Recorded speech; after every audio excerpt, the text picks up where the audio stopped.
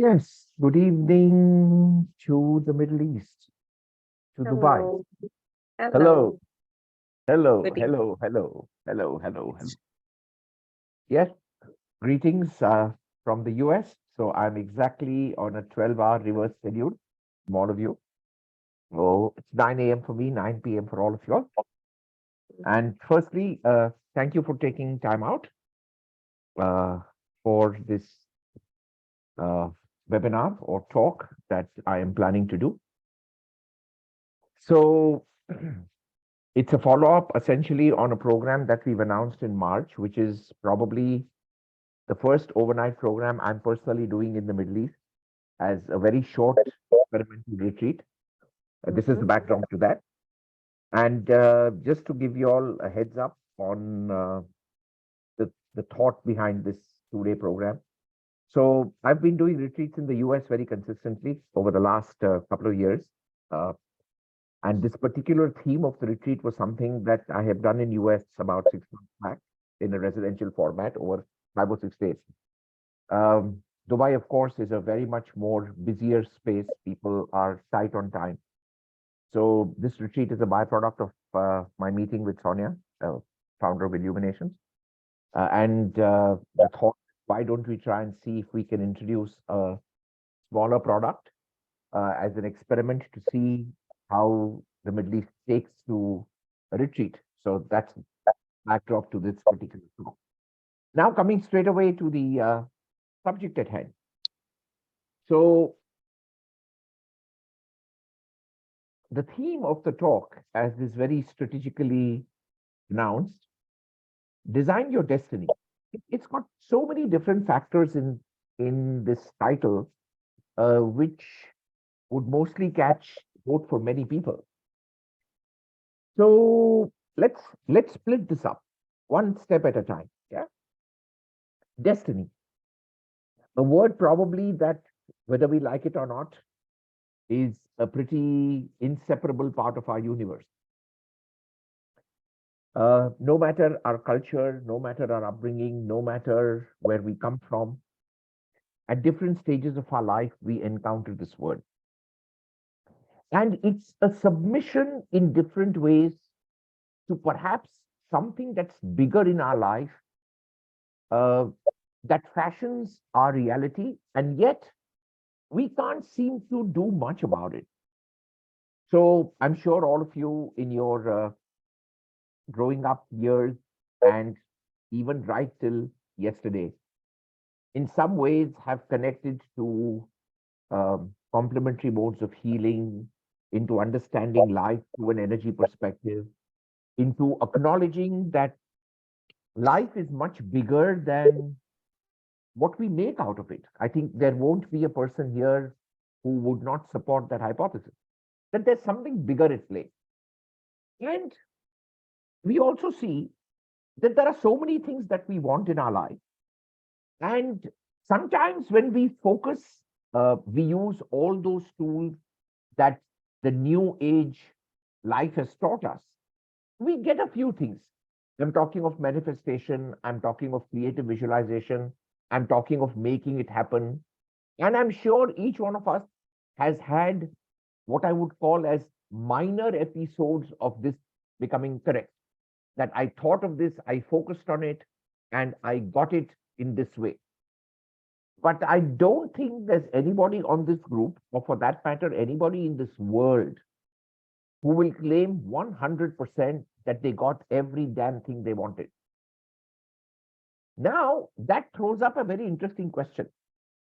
Because if all the protocols that you apply to get whatever you want in your life, to feel fulfilled, to feel accomplished, and I'm talking generally everything right from the very sense root chakra, which basically means the standard desires that we all have: good money, a good life, a good house, and then we slowly graduate: awesome family, a great partner, purpose, altruistic angle to life, spiritual development.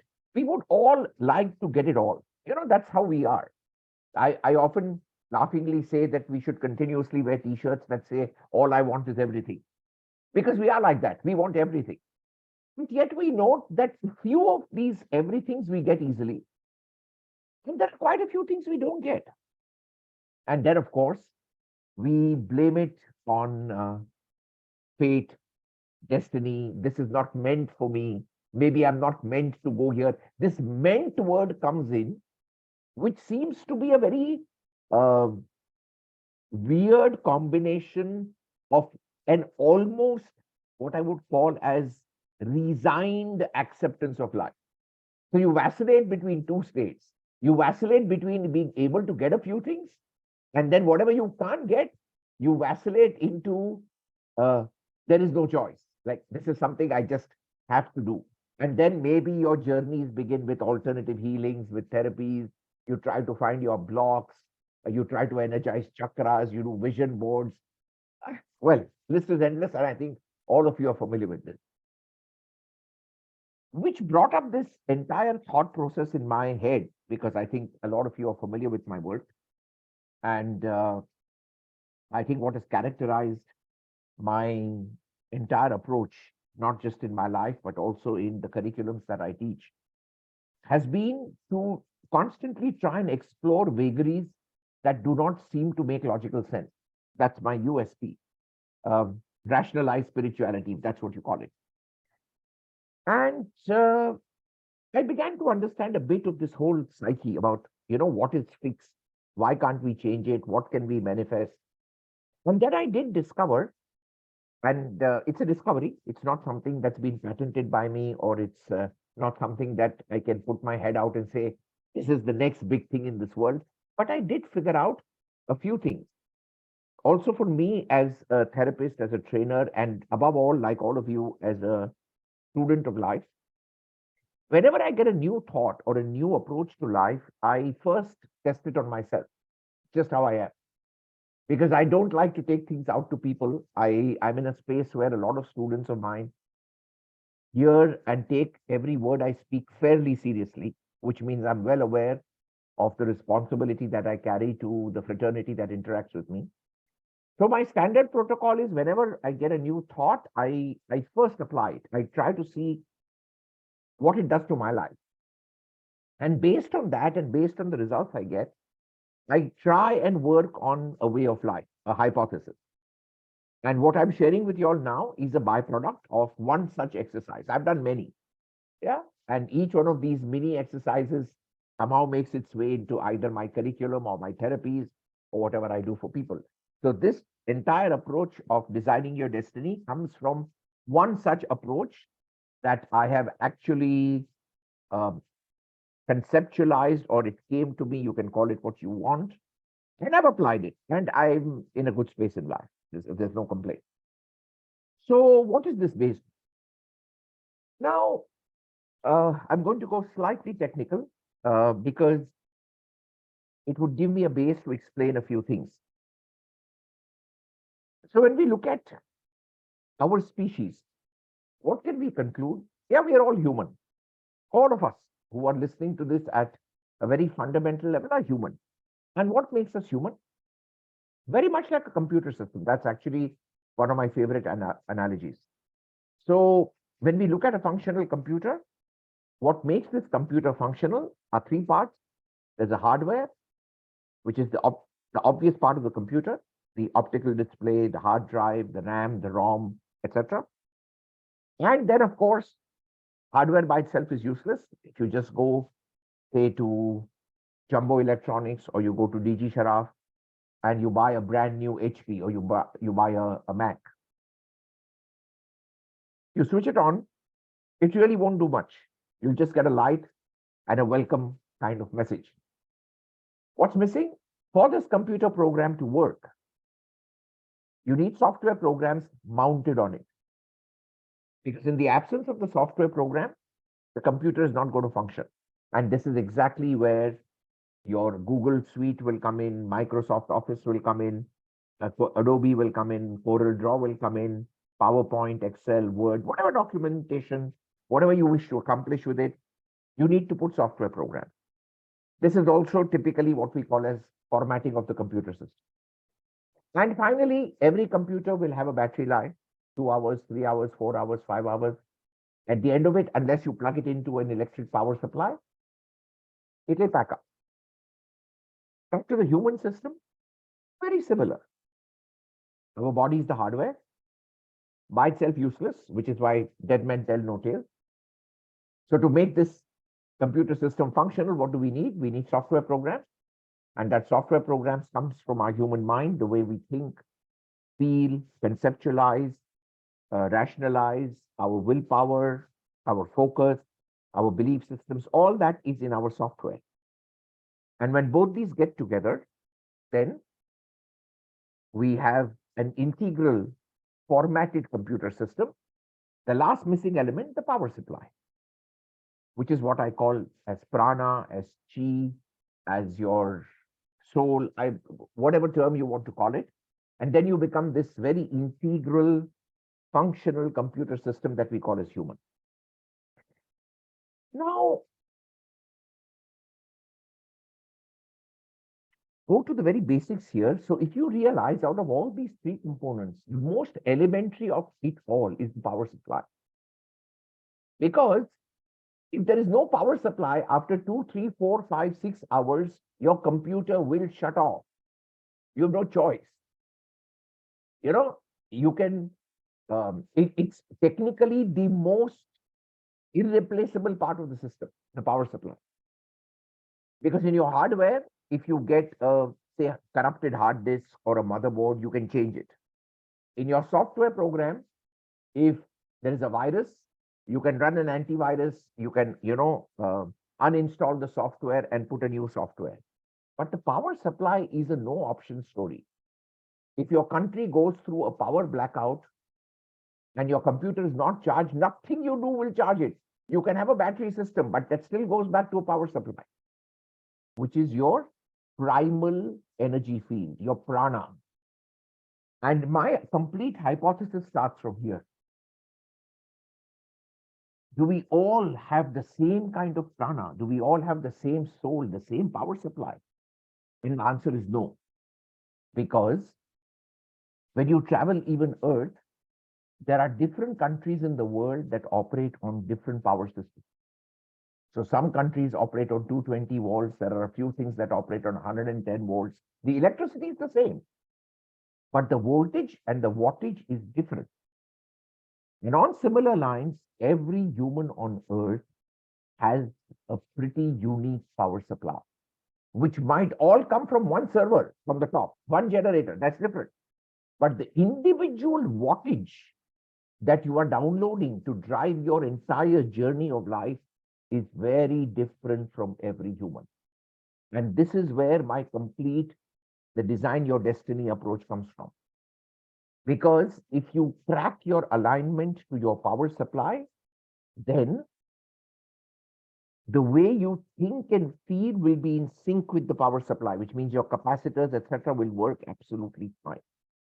And what is different amongst each one of our power supplies? What is different in our energy fields? What is different in our soul, literally speaking? We are in a planet of duality, opposites. So on Earth, if you realize, if you have the sun, we have the moon. If you have high, you have low. If you have wet, you have dry. If you have hot, you have cold. If you have good, you have bad. If you have God, you have devil. The whole fundamental framework of Earth operates on opposites. Reason for that, because Earth is a school, and it's a school in which you incarnate when you want to discover the power of creation that you have through your feeling. This is a very simple Earth curriculum. That's it. There's one stop to the Earth curriculum. You come on Earth when you want to discover the creative part in you, the God part in you, which you do by creating reality. And in Earth School, the simple laboratory is your reality is controlled by your DNA is controlled by your feeling. So as you feel, you create. It's as simple as that. Now that brings us to why do different people feel differently in different situations? Because that's what's creating their reality. And this goes back to the most fundamental textural difference in every human, which is the relative proportion of masculine and feminine presence that you carry in your prana. To my money, this is the most singular fundamental difference between every human on earth. Now, what exactly does this mean? And this has nothing to do with your gender. Okay, so I'm not talking of your biological body gender. You may be a man, you may be a woman, it doesn't matter. But what's fundamentally very unique in each one of us is the relative mix of masculine and feminine presence that we carry in our soul. It's almost like the latitude and longitudinal mix that we talk about. In the good old days, uh, when Google Maps had not made its grand arrival, which means we couldn't use the phone to actually give us our location. That's now the standard operating protocol. How would you know where you are on Earth? Well, you had one simple recourse, which is latitude and longitude. You studied this in geography. That is how you figured out where you are on Earth. So just like latitudes and longitudes gave you an intersection, as a part of the matrix of the Earth's spool, there are infinite latitudes of masculine energy and infinite longitudes of feminine energy. And the intersection point of each one of these is a unique, and I repeat, unique mix of yin and yang. And you can't copy it. That's just what is uniquely yours. Now, if I were to bring this into more realistic perspective, when we talk of yin and yang, we are not talking of masculinity and femininity in terms of gender or in terms of partner preferences or romantic relationships. Not at all. That's one aspect of it. We're basically talking the fundamental flow of life. So when you are talking of your masculine side, you are talking of the go out there and do it attitude. Make it happen. Focus. You can do it. Put yourself out there. And that is all part and parcel of your masculine attitude. It's like the sun. The sun is masculine energy, radiance, enlightenment. Put it out there. But we all know that if the earth operated only on the sun, we'd get burnt out very fast. Because to balance this very strong, go out there and get it done focus, you have the moon, the softer light.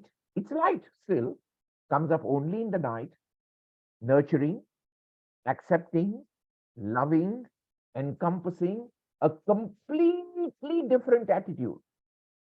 So while the masculine is all about go out there and make it happen, the feminine is all about embrace, receive, trust, hold, and accept what is. And to my hypothesis, this is uniquely different for every human on earth. When does life get complicated? You easily get what you want when your actions in particular areas are in sync with your yin and yang story. And that again is different for each one of you. So in a few areas of your life, what will work for you is your ability to go out there and make it happen. But in other areas of your life, what will work for you is quietly surrendering and letting things unfold. And you can't copy somebody else's model. And this is different in every aspect. So for example, when it comes to making money, maybe one of you has what works for you is focus and get it done. But when it comes to relationships, the same focus and get it done for you might work in let it unfold and let it happen gracefully. And this is different for every human. And this is where our biggest mess lies, because we copy other people's strategies. We don't realize what is uniquely our own. And then we land up exactly with the opening line that I gave all of you when I started this talk, which is this stupid, insane, innate frustration about Why do I get a few things and why don't I get a few things? How come ABC is easy for me and XYZ is so difficult? Because whatever is difficult for you is where you are not in alignment with your core soul energy. This is my fundamental understanding of destiny. So you can completely get a fantastic life if you understand and flow in sync with that alignment of yours. This is not about being in happy acceptance of what is for everything. Not at all. You've been given two hands, you've been given two legs, you got to bloody work. So it's not that if you understand this, you can sit at home and keep saying, okay, the universe will provide food to me, so I'll only keep putting out my tongue like, and food will drop on my tongue. No, that's not the idea. Not at all. But the idea is to perhaps connect back to what is your alignment. What is your yin and yang alignment that you have come with on earth? And what has hijacked this? Now, why does this get hijacked? This gets hijacked because our feminine side hugely gets influenced hugely by our mother, our maternal lineage, and in general, what we understand about women in this world. And our masculine side inherently gets hijacked by our father's side, our lineage of the father's lineage, and again, by what we see other people achieving through accomplishment. And in that bargain, our ego state, our mind starts the process of corruption. So innately, when you are born, to my understanding, this balance between your masculine and feminine inherently is already there, and each one of us has a different balance. So one of the first things that I have to do, or I will be doing on that retreat, is to try to see, number one, what is the purported yin and yang structure that you're operating out of right now? That's going to be my first exercise. And based on that operation, I'm going to help you to identify within you what is your inherent mature feminine side and your immature feminine side. What is your inherent mature masculine side and your immature masculine side. And once we identify that, but that's going to be different for every person, you will slowly be taken into a process to realize the background to the immaturity. So what has hijacked the immature feminine in you? Like, and then probably that's going to go a little deeper into parental stories. It'll go a little deeper into your own inner child stories. It will go deeper into perhaps your lineage. I don't know. That will depend. And what has hijacked in turn your masculine side? And there are layers to this. And once we unwind those layers and those hijackings, what is your inherent, coherent, natural yin yang look like? And that's the basic blueprint that I am looking to get you to align yourself with. Because the moment that happens, you'll suddenly find that there is great inner clarity in knowing which are those areas in life where you must make an effort and it will work for you. And which are those areas in life where you have to learn to hold your horses, be patient, relax, have faith, and let the universe run the show. And that is different in each area for each person. And that's my thought for the 2 days. That at the end of those 2 days, if I can deliver all of you to that inherent clarity, that these are the areas where my masculine is on song, and I should go out there and dance the dance of life. And these are all the places where inherently I have to allow my feminine side to guide me with faith and trust. Then probably everything that you are desiring in life will come to you pretty easily. If it is meant to come through action, then you will intuitively also know this is what I must do and this is how I get it. And if it has to come gracefully with acceptance, it will also guide you to this is where I'm coming from and this is how it has to happen. Funnily enough, it is this inherent attitude that affects every area of your life, whether it's your career, it's your relationships with your parents, with your spouse, with a lover, with a friend, with your children, with colleagues, even in areas of control and power, like which are all the areas in life in which I need to be strong and stand up and claim my territory, and which are all those areas where I need to let the water flow. What it eventually will get you to is in coming to a very deep degree of self-acceptance and self-love for who you are. Because your mix is different. You can't copy your neighbor. You can't copy your friend. And you can't copy your parents. You've got to get your own fundamental soul alignment back to what is your grid. And that's something that I'm planning to do through a series of different exercises. A lot of them will be closed eyes exercises. Quite a few things are open-eyed as well. As I said, for me, this is a first time where I'm doing a very short residential thing in the UAE.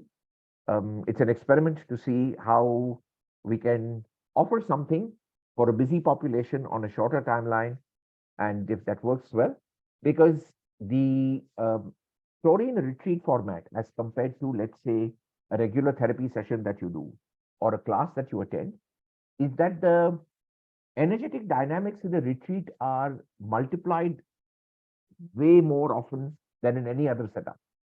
And the reason is group consciousness, because you have a whole lot of people who are collectively focusing on a certain zone.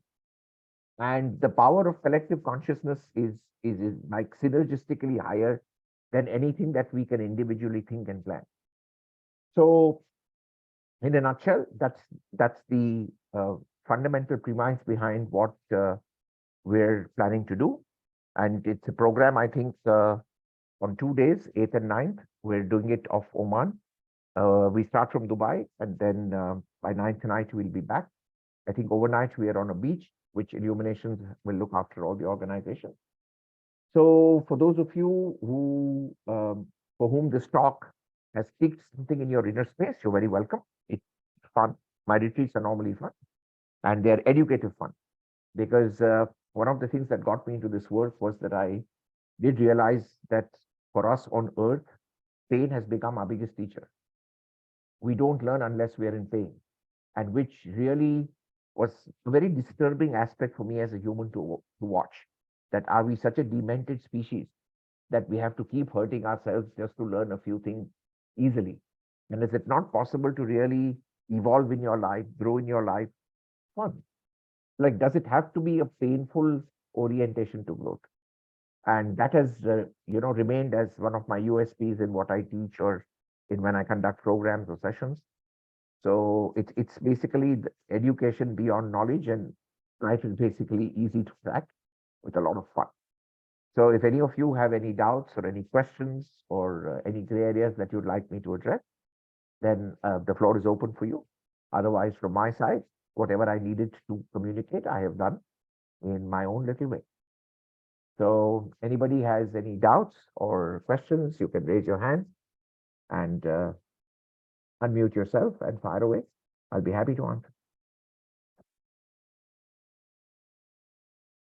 Oh, geez. Pin drop silence is a good thing and a bad thing. It can be a good thing because it would mean that everything I spoke has hit you hard. A bad thing would mean everything I spoke has gone above your head. And I'm not so sure which one it is, but for whatever it's worth. Yeah. Any questions? All good. You're processing it. Yes, Pooja, I can see that. Thank you for coming. Yep. Yuvraj, I've got a question. It's Raj here. Yes, Raj, fire away, please. How are you, sir? Thank you. So you talked about finding your core energy for each person, right? That's correct.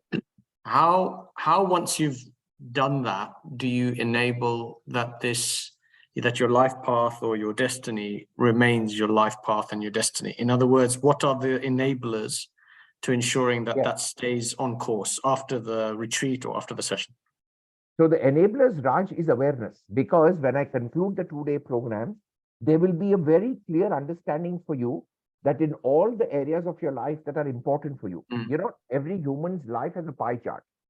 So for example, if I were to ask you, Raj, what makes your life your life? What are the 5 things or the 10 things which, according to you, are important enough to work well for you to say my life is fantastic? You'll give me a list of 10 things. Yeah. Somebody else will give me a list of 10 things that will be totally different. It Yeah. won't match your 10 things. So at the end of the exercise, the enabler is awareness that out of those 10 things, these are the 4 areas where I have to put my attention, my focus, and my effort to get results. And these are the 6 areas where I have to trust the universe and let the universe guide, because this is where my feminine is very strong. Those are the enablers. The enablers is awareness. Right. Okay. Yeah. So that And clarity you will yeah. get for sure. And does everyone only have one destiny, or does it change like over time? Like, how does it work? Okay. So Raj, we all come with a plan. All right. And destiny is your ability to transform that plan into something magnificent for you.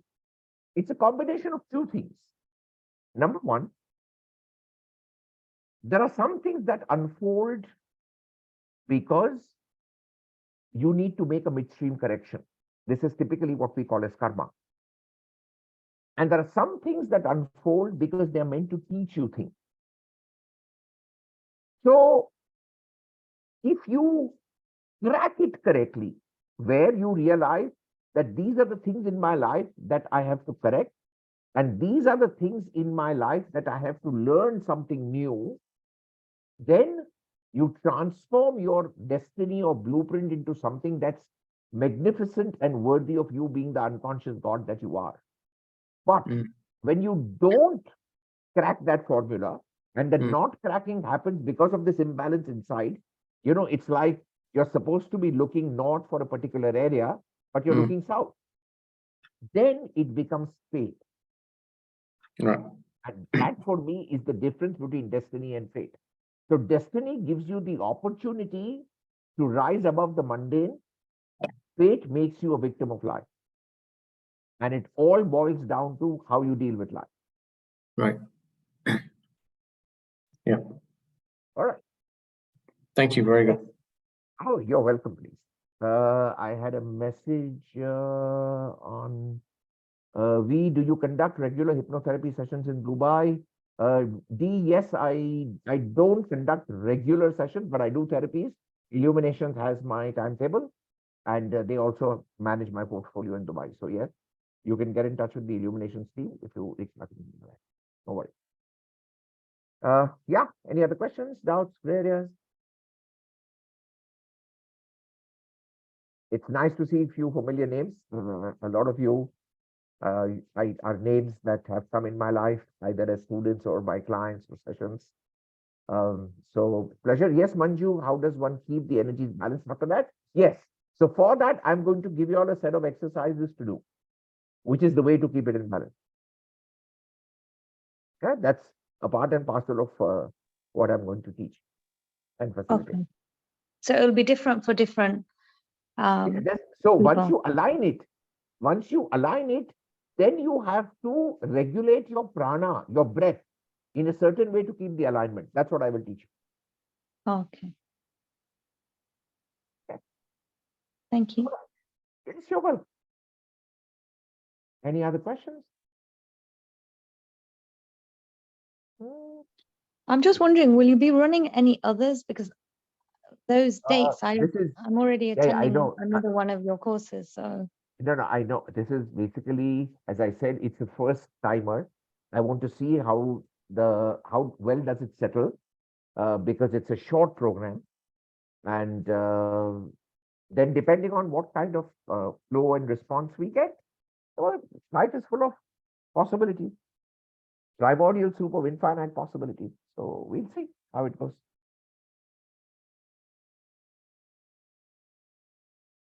Okay. Yes. Anybody else? All right, looks like we are clear. And I wish you all a pleasant night. Please sleep well. It's the least you can do to wake up fresh the next morning. And for God's sake, wake up happy. Yeah. That's one last tip I want to give you all before I close the class.